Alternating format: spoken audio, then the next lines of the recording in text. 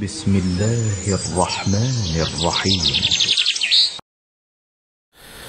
ابو عمر شیبانی کی روایت ہے، کہتے ہیں کہ رأیت ابا عبداللہ، میں نے امام صادق علیہ السلام کو دیکھا، وَبِيَدِهِ مِسْحَاتٌ وَعَلَيْهِ إِزَارٌ غَلِيظٌ، ان کے ہاتھ میں بیلچہ تھا اور وہ اپنے باغ میں کام کر رہے تھے۔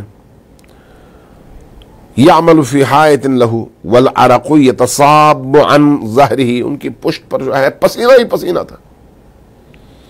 فَقُلْتُ جُعِلْتُ فِدَاكَ، میری جان آپ پر قربان ہو، میں نے عرض کیا کہ میری جان آپ پر قربان ہو، اعطنی اکفک، یہ مجھے دیجئے، میں آپ کی جگہ یہ کام کروں۔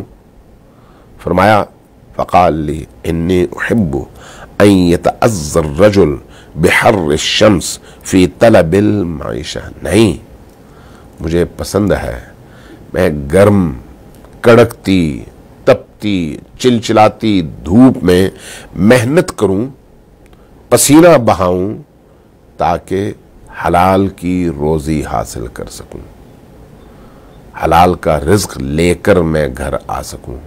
یہ میری دعا ہے، یہ میری آرزو ہے، اس لیے میں خود محنت کروں گا، تمہیں نہیں دے سکتا۔ اس کے لیے ایک بلند ہمت چاہیے، اس کے لیے بلند حوصلہ چاہیے۔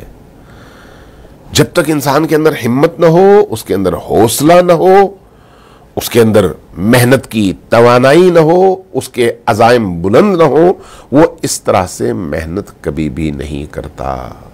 محنت کرنے کے لیے ایک عزم رفیع، عزم بلند، عزم سمیم اور استقامت دکھانے کی صلاحیت ہونی چاہیے۔